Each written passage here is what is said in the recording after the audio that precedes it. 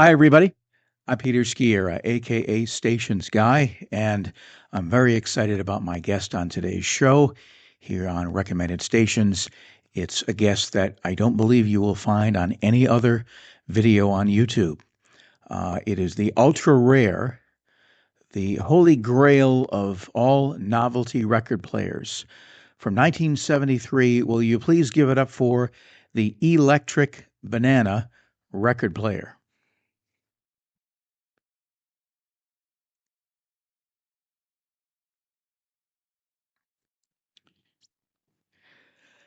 Now, first, a little history and background is in order, as I like to do. This came out round about 1973. It was mostly a mail order item, so it's not like you could walk down the street to your local Sears store and go in the toy department and find one of these. It was advertised in the Spiegel catalog. I've looked in others, Sears and Montgomery Ward. I didn't see it there, but it was definitely in the Spiegel catalog, and I'll pop up an image of the page that it was on. And you'll see in big print it says 39.77, which is an odd price point. You think it would be 39.99 or 39.49. And you think, wow, that's pretty cheap. But if you get an inflation calculator and you punch in 1973 and punch in 39.77, it comes up in today's money, adjusting for inflation, at about $300. So it wasn't that cheap. And this was designed to be really for a child. It was considered a toy, may have been a child's very first record player. Um, and not many kids that I know of then or even today had that kind of disposable income. So this was probably purchased mostly by adults, parents, grandparents, buying it for a child's birthday or Christmas or what have you.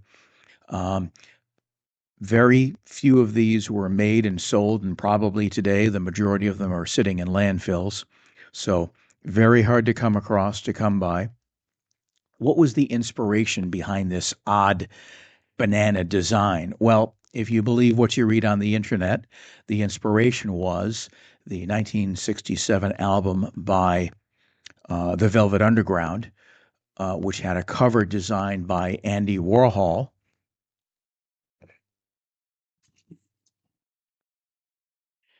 which was a banana that you could peel off of the front of the album to reveal a peeled banana below it that was pink.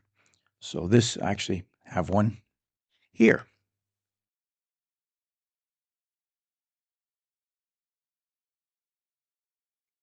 And this banana could be peeled and stuck back on again. This, unfortunately, my copy is not in the greatest condition, but these can go for big bucks on eBay, especially if they're in better condition than mine. And that's the stereo version. If you have the mono version, it's worth even more because in 1967, 68, people were mostly buying, or they were buying more stereo records than they were mono. So the mono didn't sell as well. Um, but that was the inspiration behind this. Supposedly, I actually emailed the Andy Warhol Foundation and asked them about that, included them a picture, and they said they didn't know anything about it. And I emailed the Andy Warhol Museum and asked them about it, and they ignored me. And I emailed again, and they ignored me again. So, way to go, Andy Warhol Museum, for ignoring the public. So I don't know if that story is true about the Velvet Underground. It was 1973. You had the whole environment, Earth Day, all this stuff. So that may have been it too. And plus, 73, pretty wacky time. People still doing, mind altering drugs and so forth. So somebody maybe just thought this would be a funny idea. But interesting that since this was considered a child's toy, most kids probably weren't familiar with the Velvet Underground or Andy Warhol, so that's interesting. The name of this is the E-lectric Banana record player. That name was inspired by Donovan's song Mellow Yellow, where he sings about the electrical banana, which was a reference to a large yellow vibrator that was quite popular at the time. So that's interesting as well, that you have a child's toy named after a vibrator. I actually happen to have copy here of Mellow Yellow, signed by Donovan. And I can't play it on here, but if someone does come out with a banana shaped CD player, then I'll play it for you. This might look absolutely enormous, and it does when you look at pictures on the internet of this. The thing looks huge.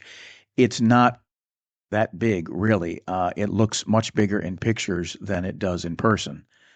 That's what she said.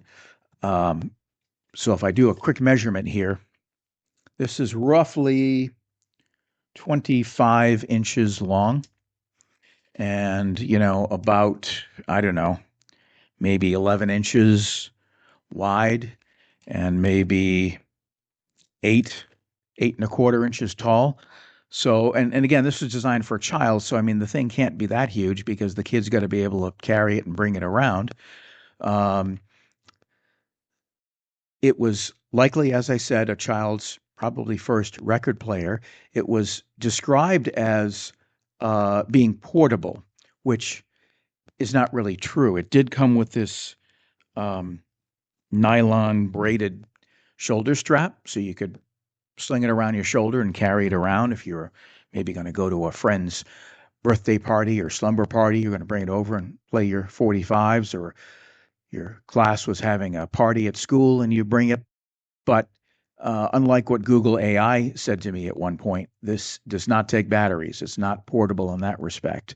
You can't believe everything AI tells you. What drives me crazy about that is it states it like it's a fact. It doesn't say, well, it may have taken batteries. It says it took batteries. Well, that's not true. This never took batteries. The top is secured with a friction fit. I thought maybe it was kind of like, you slide it forward to unlock it and lift it up, or you slide it back to unlock it, lift it up. But actually, there are screws along the base, and the top of the screws have like a ball bearing. And then in here, in the top piece, there are holes that correspond with those, and it just sits down over it, and the ball bearing goes into the hole, and it locks it with a friction fit. So to take it off, you actually have to basically peel the banana. And that was something else Google AI said that was wrong. It said that the top was hinged. The top was never hinged. That would have been a disaster. That would have been the first thing to break or bend or whatever. But this never had hinges. What you have to do is grab it and pry it up, pull it up like this. Okay. And this is just a hollow plastic top piece here. It's got some flex to it. It's not like solid plastic where if you pull it, it'll crack. So they must have mixed some rubber material in with the plastic beads when they molded this. And you'll also notice the markings. If I can get this, you can see the markings there, which I'm assuming were hand applied. I don't know quite how a machine would be able to do that, so I'm assuming that was done by hand. So I guess you could say no two bananas are the same. But here it is. Let me just show you the bottom first. On the bottom, there's some black silk screen that identifies it as a toy, and says the company name, which is IND Inc. out of Michigan. It gives the model number, it gives the power specs, and it's, as I say, it's printed. It's printed in black ink, a black silk screen. And I'm pointing these things out for a reason, and I'll point out several others. Here's the power cord. You'll see there are 3 white knobs that don't have any color or outlines or anything, and that's for the left and right volume, and the center knob is for tone control. Yes, this was stereo. There was a dedicated left and right speaker, and you'll note that the speaker grills are kind of rectangular. The tone arm has a tone arm rest, so you can stick it in this metal piece here to secure it so it's not flopping all around. And then on the platter here, there's this plastic or vinyl piece. which is also flexible. And this is the adapter for 45 RPM records. So if you have a 45 RPM record, there's this raised round piece here. So you'd stick the record on there, the 45. And then I guess if you weren't using a 45, you could flip it the other way around and push it down, and that would just keep it flush when you put a 33 on there. But there's actually 4 speeds on this. There is 16 RPM, 33 and a third, 45, and 78. I don't know how many kids in 1973 would have 78 RPM records, but there you go. Or for that matter, 16 RPM records. But 16 RPM records had a lot of talk programming, like children's stories and religious readings and that kind of thing. There were some background music companies like Seberg that recorded their albums at 16 RPM. So you might have a kid who had some 16 RPM records for children's stories, but I don't think many of them probably had 78s. The N, by the way, at the very end there stands for neutral, so that the platter just spins. It's not locked into a particular speed. So I think those were the main things I wanted to point out. It is very light. If I, leave it alone, it'll probably just float up on its own. It sounds absolutely terrible, and you will eventually hear it. This is actually going to be a 2-part show. So the first part is the history and explanation and overview. And then I will get into the things I did to kind of rehab this. I actually got inside and had to fix some things, and that'll be the bulk of today's show. Part 2 will be me putting this back together again, testing the speed, and playing a record. So if you haven't subscribed yet to my channel and you don't want to miss part 2, because I don't know when I'm going to post part 2, it isn't going to be right after this show, because I still need to do some editing and some other elements. So if you don't want to miss that, you want to be notified when new videos get posted, then please subscribe. So I spent probably the better part of a year trolling eBay trying to find one of these guys. Like I said, there were very few made, very hard to find. There was one that sold a while back on Etsy. There was one that sold on Reverb. But you just can't find these things. It's like finding a needle in a haystack. I think because they were cheap and didn't sound that great, if it broke or there was a problem, people just threw them away. So I ended up finding this one on a site called Nextdoor, which I was familiar with, but not so much as a platform for people to buy and sell. It was more keeping in touch with neighbors and that kind of thing. And I just happened to find it on there, being sold by a woman who wasn't next door to me. She actually lived hundreds of miles away in another state. And so I contacted her to see if it was still available, because sometimes people leave things up even though they've sold, or they change their mind and don't bother to take the listing down, whatever. She said it was still available, but she really didn't want to ship it. And this wasn't like I could just jump in my car and go and pick it up. So that kind of fell apart. And then I waited a little while, got back in touch with her again, asked her if she would reconsider. And there was a lot of back and forth. We finally agreed. And then I had a problem with my banking app trying to get the money to her, and it kind of froze. They sort of froze up my account because they thought maybe there was fraud going on. Then she went out of state on vacation for a couple of weeks, and it was like I wasn't sure this was going to even happen. It was like I finally found one of these after all of this time, and it looked like it was probably going to fall through. So I go back to my searching, see if I can find something. Lo and behold, I find one on eBay. So after a year of coming up with nothing, within like 2 weeks, I find 2 of them. So not knowing that this was actually going to happen, what's better than 1 banana? 2 bananas. No way. Yes way.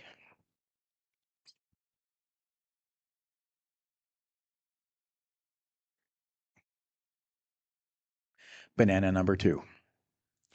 I ended up buying the banana on eBay, and this one unfortunately had issues. That one had issues too, but this one had more issues. And then the sale went through on the other one. I didn't never intended on buying two, but I had promised the lady I was going to buy that one when it looked like it wasn't going to happen. I got this one, then the other one. We worked things out, and it happened. So I ended up with two. No, I'm not selling them. I'll probably be buried with both of them, cradling one each on either side of me. But I pointed out some things in the other one because I want to contrast it with this one here. And if you compare the tops, you'll notice that there is a difference. The black markings seem to be much more prominent. If you look at this one here and you look at this one here and you compare it to this. So that's why I say I think these were probably done by hand. And so you might be able to say that no two bananas are alike. My guess is that they did have some type of a template or a reference, so the person on the assembly line knew where to draw the lines, but because it was done by a human, not by a machine, they varied in terms of their size and boldness and so forth. So that's one difference. Oh, you know what? Let me just show you on the bottom here. There is no silk screen. There is no black silk screen. I'll put a picture up there. You see the text is molded into the plastic. It's proud. It's raised in the plastic, unlike the other one, which just had printing. So that's another difference. But let's peel this puppy apart, and you're going to see some other differences, some other rather glaring differences with this one, if I can get it open. My, what a big banana you have. So check this out. Look at this. It's actually got the name on it, E-lectric Banana. Uh, and in all the research I've done and the searching of photos I've done online, I've never, ever seen one with the name on it. So that's very different. The speaker grills are more rounded and not quite so rectangular as the other one. You'll see these, there's black outline on the top of the white knobs, which the other one doesn't have. This has an actual built-in plastic 45 RPM adapter that you pull up to put the 45 down on it, and when you're not playing 45, you push it down and it stays flush. So it's a better solution. Interestingly, this one does not have a tone armrest. And it's not like there was one there and it broke off. There isn't a hole, there aren't pieces of it left. There just was no tone armrest. There's a raised piece of felt here, and apparently that's where you're supposed to position the stylus. Still has the same 4 speeds, still stereo, still same 3 knob layout, but some interesting differences. So what could account for these differences? Why would there be these differences? Because a factory usually will make something and make it the same or mostly the same for the duration of the production, for the duration of the life of the product. So why could it have these differences? Well, Google, and of course we know how accurate Google AI is, Google says that there were multiple factories making these.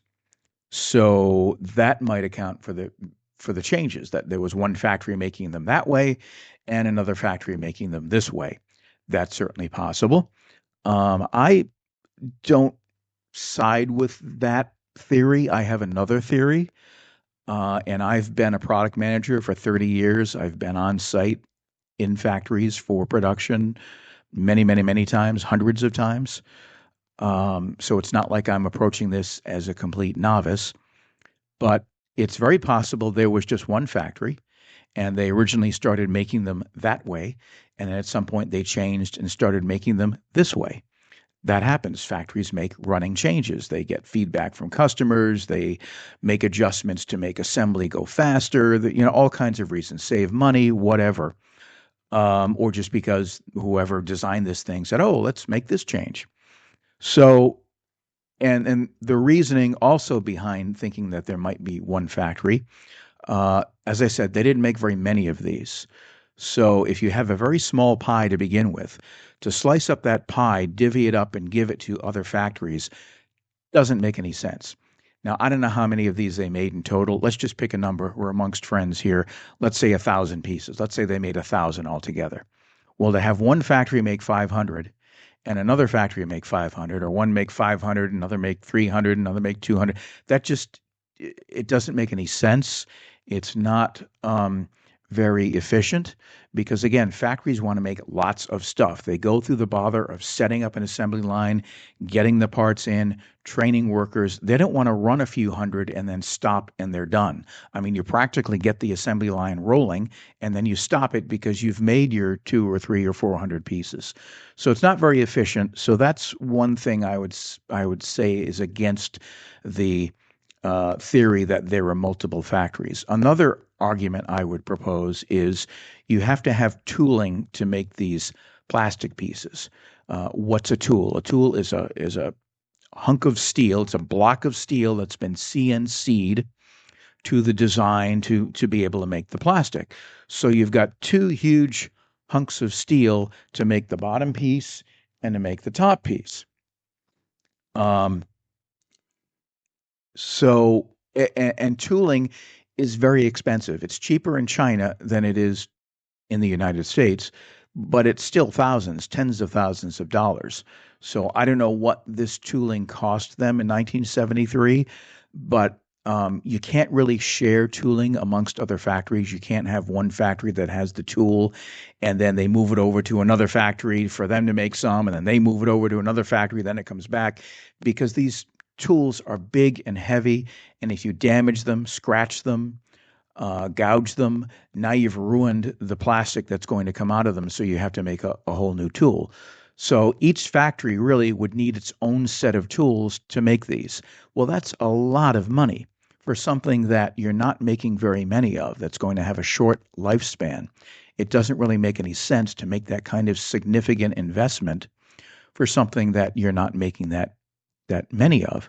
So that's another argument against there being multiple factories. So what I think may have been the case is there was one factory, they started making them that way, and then later on they made a running change to make them this way. And because you don't see very many that have the name on them, when they changed over to do this, they only made a few more of these and then they stopped because they weren't getting any more sales or whatever. For whatever reason, they stopped. And so they made a bunch that way and they made a few this way and then they just stopped. And they made the running change. They stopped doing the silkscreen and they modified the tool to put the text into the plastic. So that eliminated the need to have to silkscreen every bottom piece. Now it's already in the plastic. You don't have to do anything. And they took out this cone arm stand that may have saved them some money and some assembly time. This putting in the 45 RPM adapter just was a nicer, more elegant solution than having that plastic piece. Now you might ask, well, maybe they started out this way and went to, maybe it was the other way around. They started making them like this and then went to that. Well, the argument against that is this other one doesn't have the molded text in the plastic. They went to silkscreen, to printing. So you would have to remove that text from the tool, from the steel. You'd have to erase it, basically modify the tool. And when you modify the tool, there is scarring or there's some type of visual evidence that the tool has been modified. There might be a rectangle outline, there might be some texture to the plastic, but there'll be some type of cosmetic evidence that the tool had been modified. Yet we don't see that on this other one. It's smooth. There's no outline. There's nothing to indicate the tool was modified. So that's why I think they started off this way, made a bunch of them like this, did the modifications, changed over to this, made a few more like this, and then they stopped. This is just my theory. I don't know. I can't say it for certain. But to me, in my mind, with the experience I've had, I think that's more plausible than saying that there were 2, 3, 4, 5 different factories making these. But who knows? We're never really going to know. There isn't a lot of information out about this E-lectric Banana record player other than what I've shared with you. You can't find a user manual. You can't find a service manual. You really can't find any kind of technical documentation on this. There is one in there's something called the International Banana Museum, believe it or not, a banana museum over in Mecca, California, and they have one of these on display. But this record player had more issues than the other one did. For one thing, I could move it around and I could hear a part moving around inside, which is never a good sign. The stylus was missing, and not only was the stylus missing, the screw that held the stylus in place was missing, and it's a tiny, tiny, little teeny tiny screw. Which how do you get one of those? How do you know what size it is? So that was missing. There was a thumping noise when the platter would turn. You didn't even need to be playing a record, but just when the platter was turning, you'd hear this thumping sound, and it changed with the speed. So if the speed increased, like if you put it on 78, you'd hear thump, thump, thump, thump, thump, thump. And if you had it on 16, it would be thump, thump, thump. And it was pretty prominent. I mean, it would have competed with the sound of the music. It definitely wasn't right. I mean, that's not normal. A record player shouldn't make that noise. So that had to be fixed. The pots were noisy. You'd turn the pot and it would go, you get that screechy kind of noise. So those needed to be cleaned. And just kind of cleaning things up in general and just going inside and exploring and so forth. I did that. And I'm going to share that video with you. But first, I want to play the video of the thumping noise so you can get a sense of what I was talking about. So why don't we roll that real quick?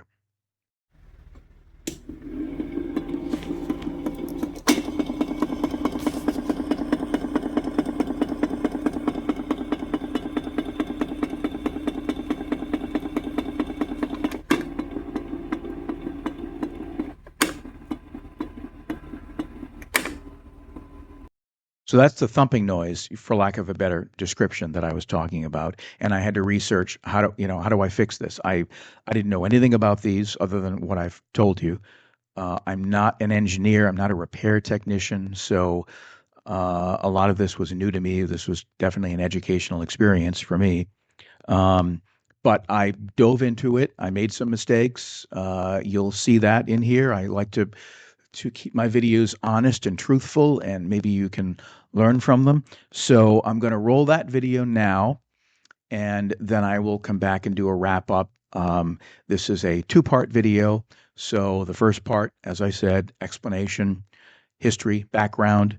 The second part will be putting it back together, testing the speed, playing a record. So again, if you haven't subscribed yet, please subscribe, and then you'll be aware of it. So anyway, roll it. Okay, so the first order of business is to remove this C clip, which is easier said than done, using a small drill bit on one end and this little picker tool on the other. This is what holds the platter down so it doesn't fly off or fall off or whatever. But it's just really difficult trying to pry this thing open to get it off. Of course, the platter is plastic, so I'm trying not to scratch the platter.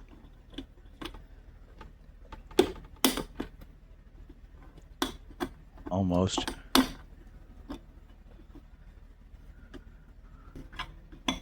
Still at it here. There we go. Just pretty much kind of got it halfway there. Try some needle nose pliers, see if that'll do it.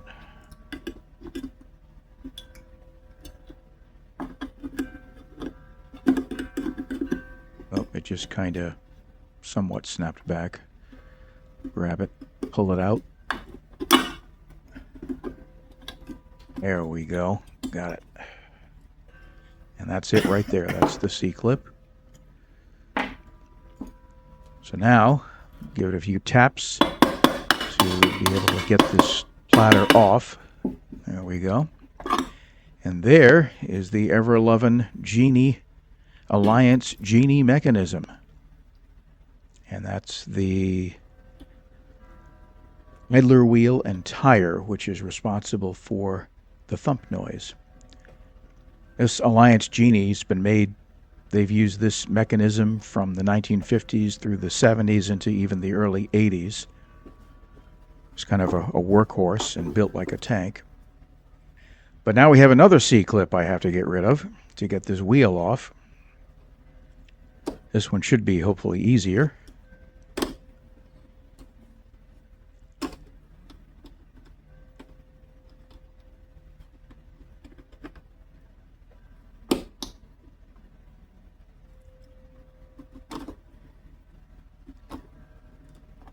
Famous last words. Oh, there we go. Nope.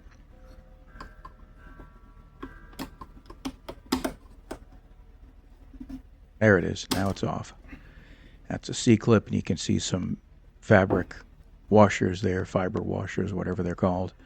Take those off.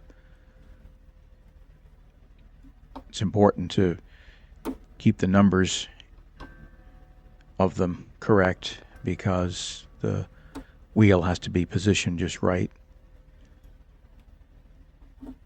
And there's another one there.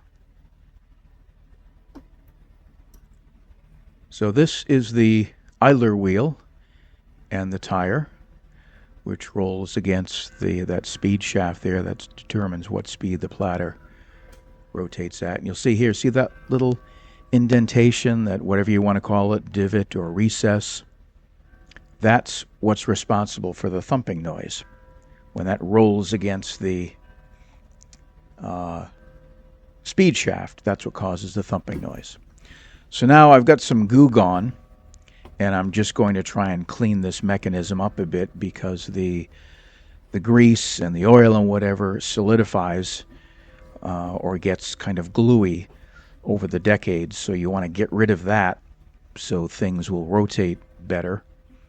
Most people would use rubbing alcohol, but I don't have any rubbing alcohol, so I'm using Goo Gone, which has some oils in it, so it's a bit oily. A lot of this stuff that's on here is the black material that's on the plinth. You know, it's all on the top of the record player. I don't know if they spray it on, they coat some glue on there and then spray this black stuff on. It's not felt. It's kind of rough. It kind of is almost like sandpaper, but it gets everywhere. So it's all inside this, on this mechanism, and it's all got to be cleaned up as best I can.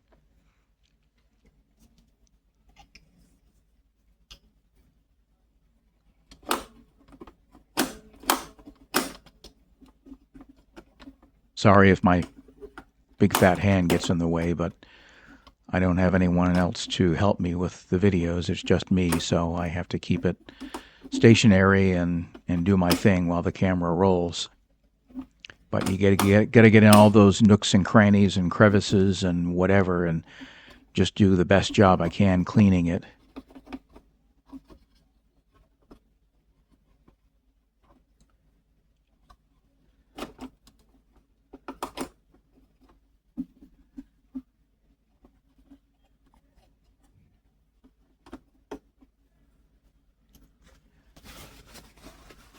Now that I've got, I think, a good portion of it cleaned, I'll just go over it with this paper towel to try and get most of the rest of it.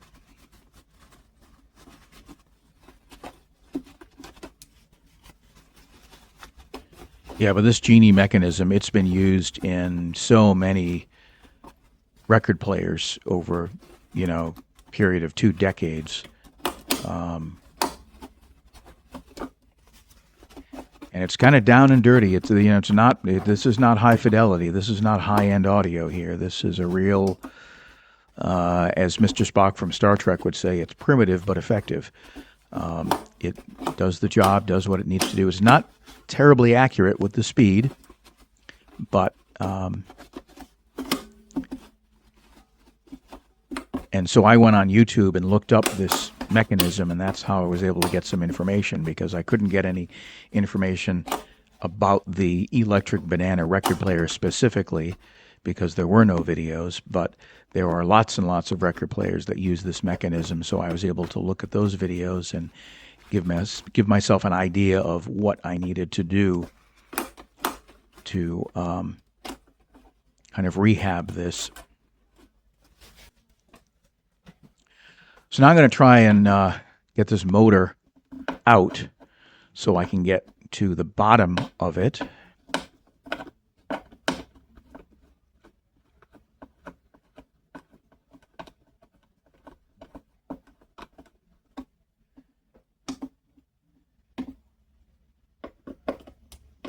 But the screws are just spinning and spinning and spinning. They're not coming up, not really loosening the motor that much.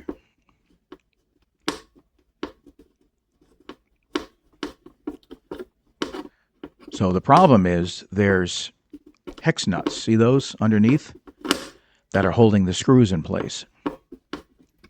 So what I'm going to have to do is try and remove or lift up this black plinth here to be able to get inside there and see if I can remove the screws that way, but it's going to mean removing all these little screws along the edge, which is what holds the plinth in place. And I'm calling it a plinth. I don't know what else you would call it. I just call it a plinth, this black thing. So it's a matter of just removing these screws. They're just regular screws, Phillips head screws.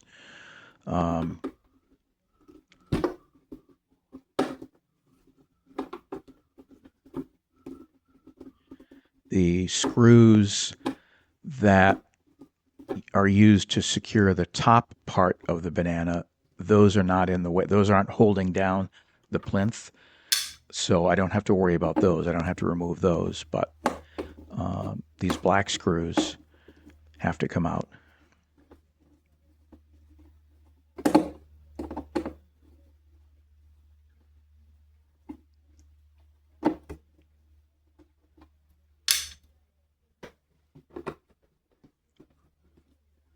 And this black plinth, by the way, it's basically very thin. It's like a pegboard. If you remember, I don't know that stores have them so much anymore, but back in the old days, you'd have this pegboard that might be behind the cash register, and they would have these metal pegs sticking out. They would align with holes, stick in the holes, and that's what held the pegs up. And then you could put, whatever, these little blister packs could hang on them. And that's basically what this is. It's a pegboard, except the side with the recesses are on the bottom, and on the top they've coated it with this black material. So now I'm going to remove these knobs. They just pull off. It's just a friction fit. And this tone arm is going to be in the way, but there's not much I can do about it. Just got to be careful with it.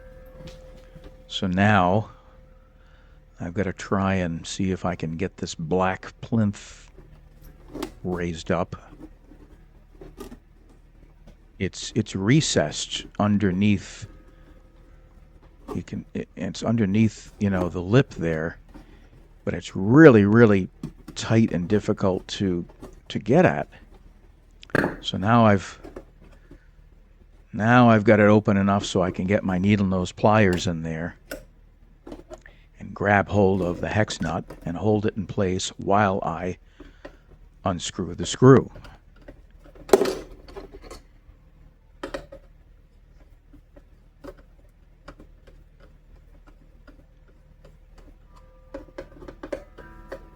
I did try to take the whole plinth off, but it was just impossible. It's just in there way too tight. I don't know how they got it in there, and I don't know how to get it out without breaking the material, the pegboard thing, which is very thin and could crack very easily, and then I'd really be screwed. So there's one screw out. Now hopefully I can still retain the hex nut, which I have. That's great.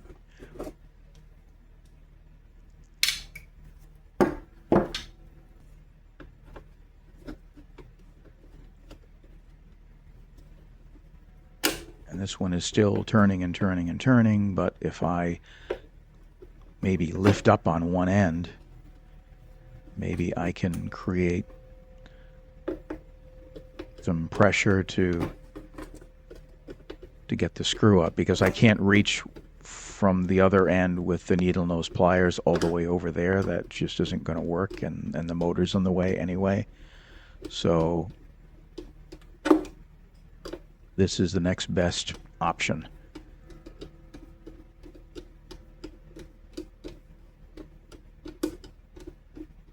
Not the most elegant solution or the most time-saving, but it works. Problem is I'm going to lose the hex nut. It's going to drop to the bottom, but at that point I'll be able to remove the motor and I'll be able to get at it. There, so that's off. And there's the guts, the motor of the Alliance Genie.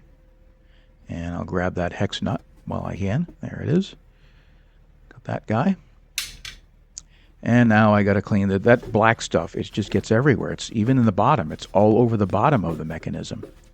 That little piece there was the piece that was rolling around in the other E-lectric Banana record player that I found in the bottom and was able to figure out where it went and put it back in place, that little spring, which had to do with the lever that you use to set the speed. This one, it was okay. It was in place, so that was okay on this one. And you can see the spec there, 117 volt, 60 hertz.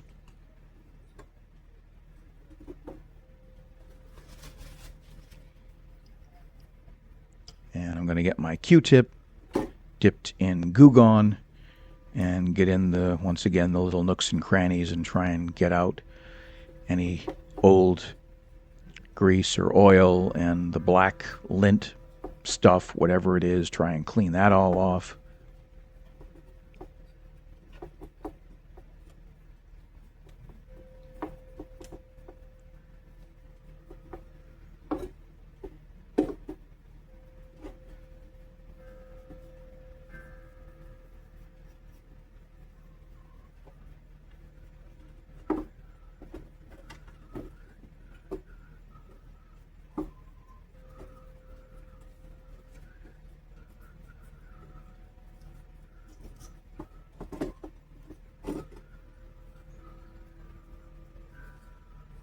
Q-tip is handy. It really allows me to get down in there, which I probably wouldn't be able to do with, just my fingers and something else.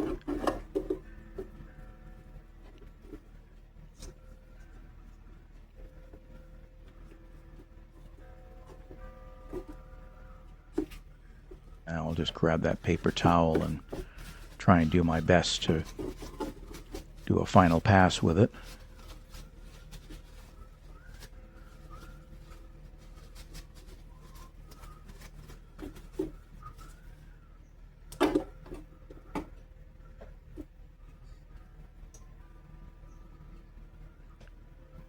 I'm going to remove this. It's not quite like a cotter pin, but it's similar. Remove that, and that will allow me to remove the spindle, which is what the record goes on, so I can lift that off, and I'll be able to kind of clean that up a little bit. But first, I've got this deoxit, which I'm going to use to clean the volume pots and the tone control because they're noisy. So that's the undershot. You can see the PCB and the pots there. And this is what happens with analog controls. Over the years, they get noisy. So you just kind of blast them with the deoxit, and that cleans and lubes them at the same time. But it's just really awkward to try and get at it since I wasn't able to remove this whole entire plinth. So to try and get the can in there and angle it right to be able to spray the pots and try and see what I'm doing.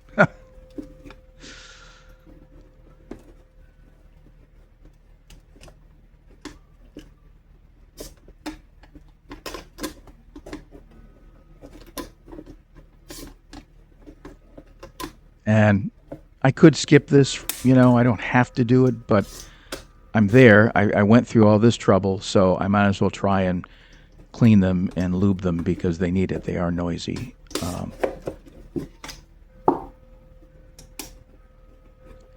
And once you do spray it thoroughly, then you rotate. You can't see it here. I'm rotating the pots back and forth to clean them and lube them that way.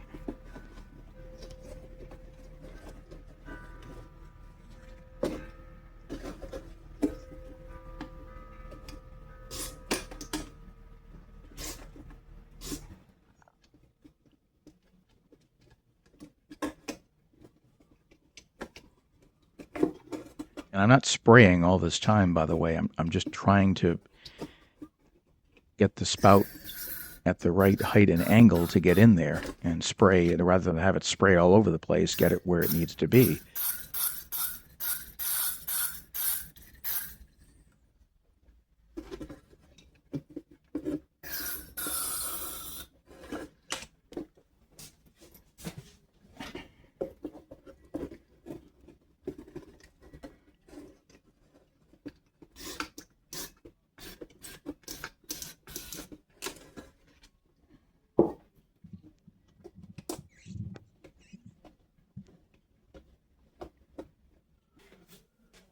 I don't know if you can tell or not, but I'm doing this on my kitchen table with a tablecloth, which is not what I should be doing, but... And I've changed. I've put on some rubber gloves here because this deoxide is quite oily, and my fingers were getting slippery, so I wanted to try and be able to get a better grip of the can, because I was kind of losing control of it and not being able to get the spout where it needed to be. And once again, you rotate the knobs back and forth once you get the spray in there.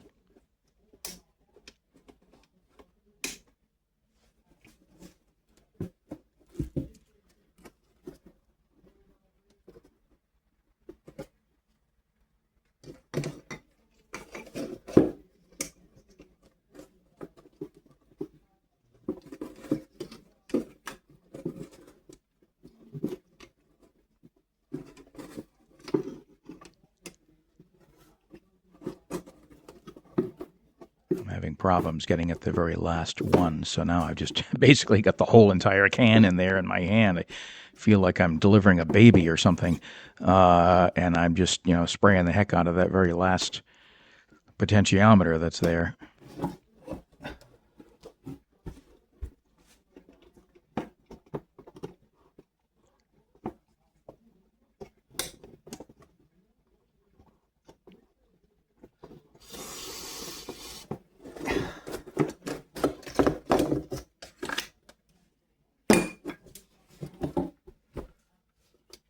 We do the rotation again, and that I think that's just about got it.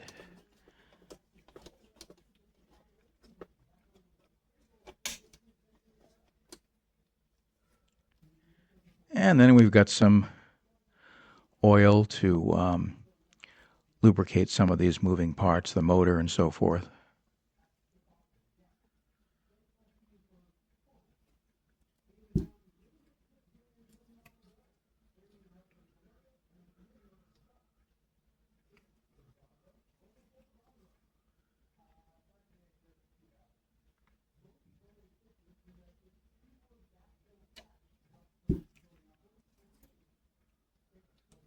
And hopefully the cleaning and the lubrication will help with the speed, because the speed was a little bit off on this when I got it in.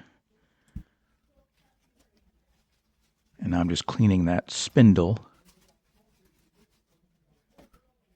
and cleaning where the area where the spindle goes in. That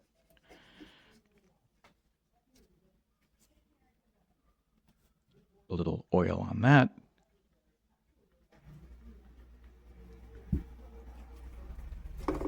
And put that there.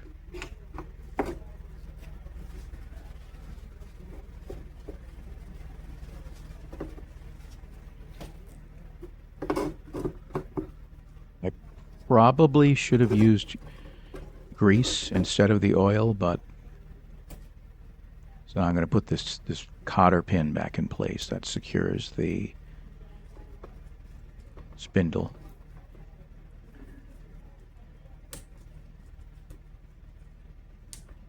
So that's nice and secure. It's not going to go anywhere, and it's moving nicely. And the motor is moving nicely.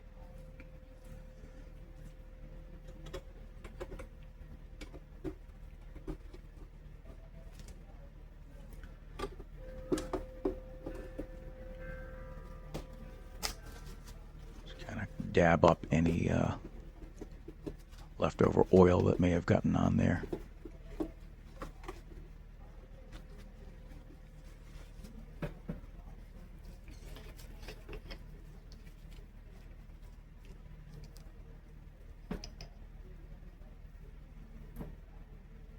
So I put some oil on this Q-tip, and I'm just putting that in some areas.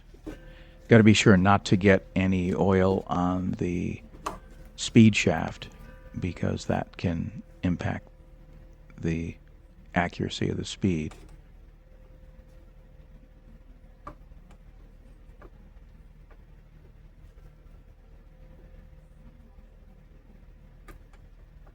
This is the mechanism that the speed lever is connected to that determines the platter speed.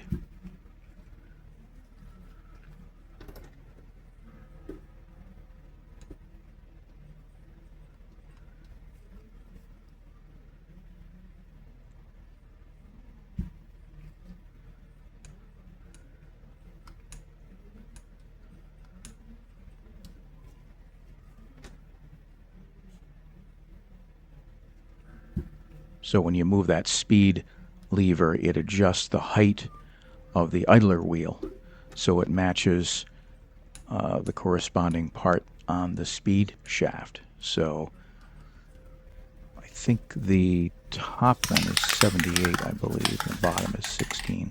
So now I've got some white lithium grease. I guess the rule of thumb is if you've got metal on metal, you should use grease, and if you don't, then you use oil. I think that's the rule of thumb. I don't want this to get everywhere and spray everywhere, so I'm just going to blast some in a paper towel and then dip a Q-tip in it and rub it on that way, because I don't want it spraying everywhere.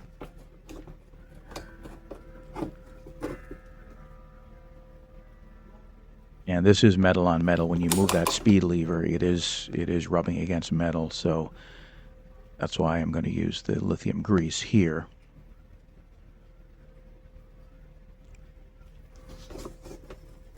And I'm just moving the lever around so I can get into each section.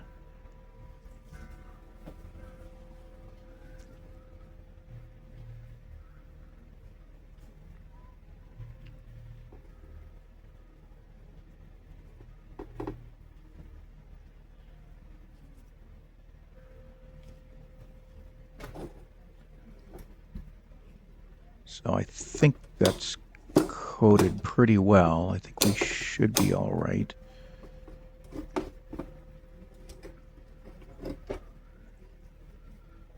A little more oil.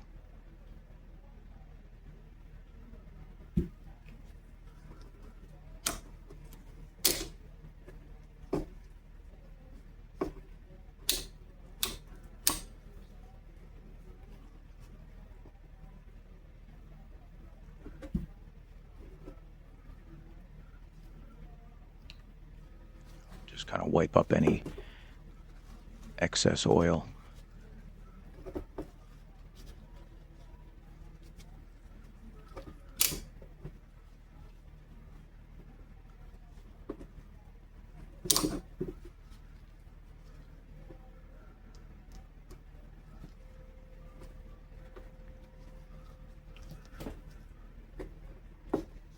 So that concludes episode 1.